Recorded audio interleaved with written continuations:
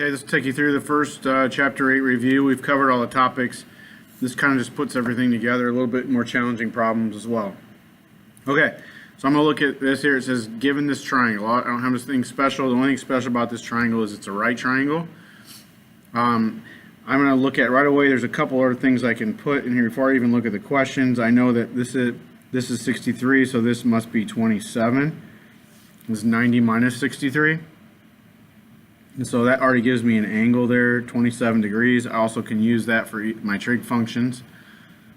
It says find BC and find AB. So I'm just going to put letters on here. I'm going to call that X and I'm going to call that Y. So to find X, I'm looking at an angle, either one of them that I know. I'll just circle this one. I always like decide which one I'm looking at. That is the opposite side and the adjacent side. The side they give me, I'm always going to use. Opposite, adjacent, Ch8, tangent. Tangent of 63 equals X over 7. Okay, and then I'm going to go and try to find Y. And see, I know this is an adjacent and a hypotenuse, so I could use cosine of 63. I could look at this one and do opposite and hypotenuse and do sine of 27. I'll just do the cosine there. Cosine of 63 equals adjacent over hypotenuse. Okay, let's solve those. There's just two good little reviews to solve. The first one, I multiply both sides by 7, so I'm going to get 7 times the tangent of 63. 13.7. That's side BC. And the shortcut when you have the variable in the denominator is to divide, so I can switch those places. We went through the algebra of why that's true, so you can try to just trust it now. And that means y is 15.4. Okay, and it just looks like that in your calculator. Okay. Now, I could have, after the first step, used Pythagorean theorem to find the next step, but I like to leave that to the end because now I can check, does 7 squared plus 13.7 squared equal 15.4 squared? And that allows you to check your answer. So you did the work during doing trig, now we can check it with Pythagoras. May not be perfectly exact.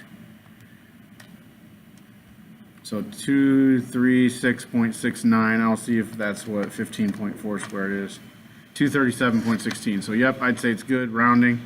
Area, now that I have both legs, area equals 1/2 base times the height, or the leg times the leg. 7 times 13.7. Divided by 2, or times 1/2. And 47.95, so basically 48.0 units squared. Okay, go to the second one. Looking at this picture, is there anything I could find out on the picture that's not already given? And the first thing I'm going to do is see that there's two sides. I can find the third side by doing Pythagorean theorem. So I'm going to go ahead and find that third side first. 4 squared plus 9 squared equals AB squared.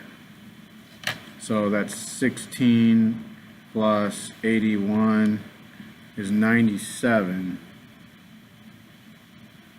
So AB is the square root of 97. Put that on my picture. Now, I have all kinds of choices to find angle A and angle B.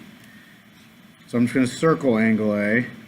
And I prefer to use information that's given to me, not my own information, because if I screwed something up, I don't want it to carry over being screwed up. So when you look at angle A, what's given to me, 9 is opposite, 4 is adjacent.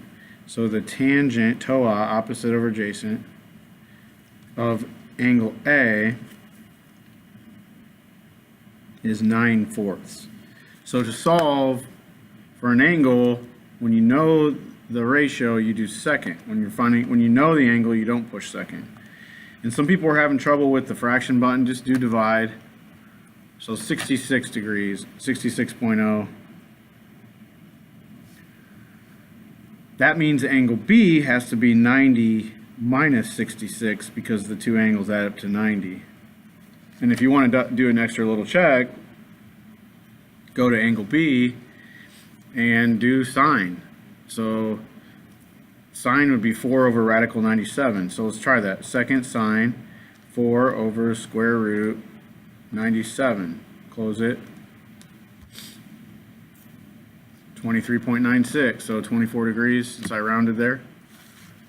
And then the area of the triangle, the area is, you could have done right away, 1/2 base times height, leg times leg, 36, 18, whatever units squared. Okay, going on down to this next problem, isosceles triangle. Isosceles triangle is special because there's symmetry when we drop this thing here called an altitude. And it says AB is 10. So this is 10. This is 10. I know from properties of these triangles being congruent, we skipped the proof on it, kind of went to the good stuff, that angle is 60 because it splits the angle in half too because of the symmetry. It makes sense, there's symmetry. And this is 30. So if I want to find information here, I have a right triangle, I can find heights in here and all that kind of stuff. So let's see, what do we need to answer?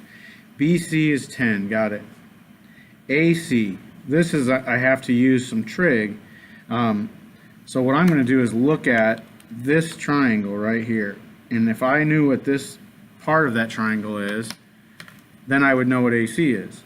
So this is, if I'm looking at my angle 30 here, adjacent and hypotenuse. So the cosine of 30 is the adjacent side over the hypotenuse. So x would be 10 cosine of 30. About I'm going to go 8.66. So that means the whole thing is 8.66 times 2. 17.32. There was no rounding thing here, so we're not worrying about that. Angle A, already found it. Angle C, already found it. Base angle is congruent in an isosceles triangle. Now the last step, area of the triangle. So I have 1/2 base times height. I don't know the height, but I do know the base. I just found it. It was 17.32. Again, I'm going to go back to this triangle, and I'm going to call that H.